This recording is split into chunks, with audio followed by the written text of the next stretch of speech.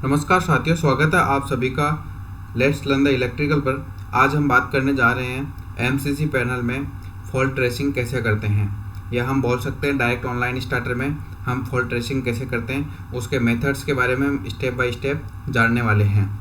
चलिए बढ़ते हैं आगे और देखते हैं कैसे फॉल्ट ट्रेस किया जाता है स्टेप बाय स्टेप। इसमें हमारे पास हम दो केस लेके चल रहे हैं। पहला केस हमारे पास रहेगा कि जब हमारा कॉन्टेक्टर होल्ड होगा, जब हमारा कॉन्टेक्टर होल्ड हो रहा है लेकिन मोटर स्टार्ट नहीं हो रही है। सेकंड केस बनेगा हमारा कॉन्टेक्टर ही होल्ड नहीं हो रहा। ठीक है, तो इस केस में हम पहले बात चर्चा कर लेते हैं। पहला केस जो हम बात कर रहे थे, contactor gets on but motor does not start, it means contactor is hold but motor start नहीं हो रही है। चलिए हम बढ़ते हैं आगे। अब चलिए बढ़ते हैं आगे और देखते हैं हम इसमें कौन कौन से केस बन रहे हैं। ठीक है, पहला स्टेप हमारा है, सबसे पहले हमें चेक करनी है एमसीबी। जो कॉन्टेक्टर से पहले मेन एमसीबी लगी होगी उसको चेक करना है, यह ऑन है या नहीं है। यदि यह ऑन नहीं है, हमें इसको सबसे फर्स्ट ऑफ ऑल इसको ऑन करना है। सेकंड स्टेप, यदि यह हमारी ऑलरेडी ऑन है, यह एमसीबी, हमें नेक्स्ट आगे बढ़ना है बी पॉइंट पे। बी पॉइंट क्या बोलता है हमें कि हमें एमसीबी के आउटपुट पे वोल्टेज चेक करना है और वोल्टेज की ये रेंज होनी चाहिए। आउटपुट बोले तो जैसे हमारे पास ये एक 3 पोल की एमसीबी है, 1 2 3। ठीक है, ये हो गया आउटपुट, ये हो गया 1 2 3, ये हो गए इनपुट पोल और ये होंगे आउटपुट पोल। ठीक है, यहाँ आउटपुट पोल पे हम वोल्टेज चेक करेंगे। हमारे पास ये आर वाई बी है, जैसे कि आर वाई में हमें 400 to 415 रेंज में मिलना चाहिए। कोई प्रॉब्लम नहीं है, अगर अबव 390 होगा तो भी चलेगा। ठीक है, वाई बी में चेक करना है और बी आर में चेक करना है। यदि यह वोल्टेज ओके है, तो हमें पॉइंट सी पे बढ़ जाना है। यदि यह वोल्टेज ओके नहीं है, पहला केस लेके चलते हैं अपन, ये वोल्टेज ओके नहीं है तो हमें क्या करना है, इसके इनपुट साइड पे वोल्टेज चेक करना है। अगर इनपुट साइड पे वोल्टेज ओके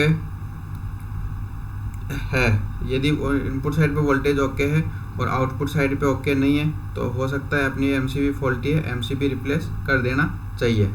ठीक है, सेकंड केस, यदि इनपुट साइड में वोल्टेज ओके नहीं है तो उस केस में अपने को चेक करना है, जहाँ से अपनी इनकमिंग सप्लाई आ रही है वहाँ पे चेक करना है कि वहाँ से इसको सप्लाई भी आ रही है या नहीं आ रही। ठीक है, ये हो गया दूसरा केस। ठीक है, अब एक केस बनता है, यदि हमने यहाँ पे वोल्टेज चेक किया, आउटपुट साइड में हमें वोल्टेज पूरा मिल रहा है ये इस रेंज में, तो हमें क्या करना है, सी पॉइंट पे आगे की तरफ मूव कर जाना है। ठीक है, इस केस में क्या होगा, check the continuity of the contactor. हम सब जानते हैं ये हमारा कोई सा भी कॉन्टेक्टर हो, यह एक कॉन्टेक्टर होता है जिसमें L1 L2 L3 ये होता है कॉन्टेक्टर का इनपुट साइड, ये होता है T1 T2 T3, ये होता है आउटपुट साइड।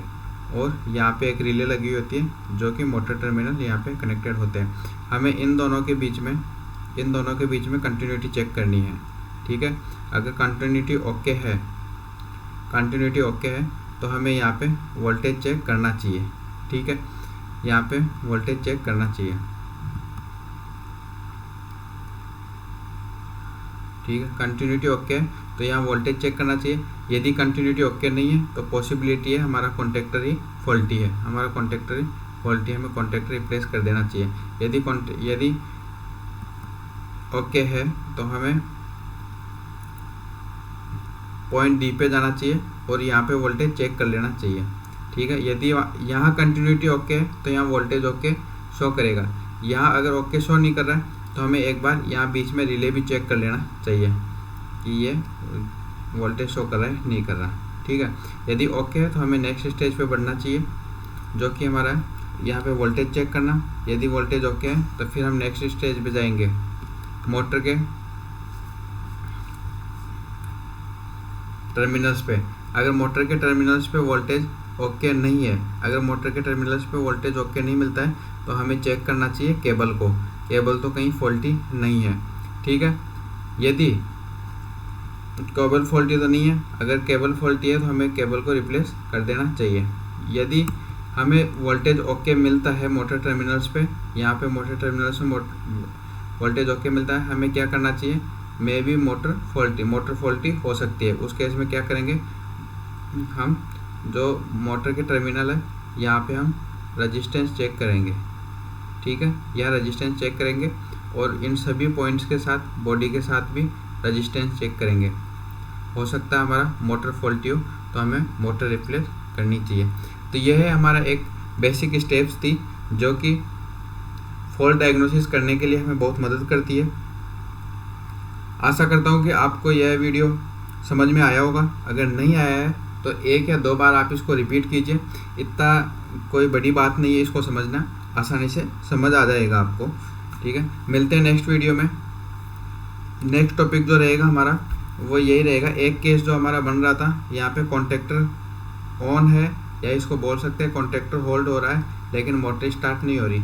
नेक्स्ट केस में हम बात करेंगे कॉन्टैक्टर ही होल्ड नहीं हो रहा। कॉन्टैक्टर होल्ड नहीं हो रहा तो कॉन्टैक्टर होल्ड क्यों नहीं हो रहा, इन सब के बारे में हम चर्चा करेंगे।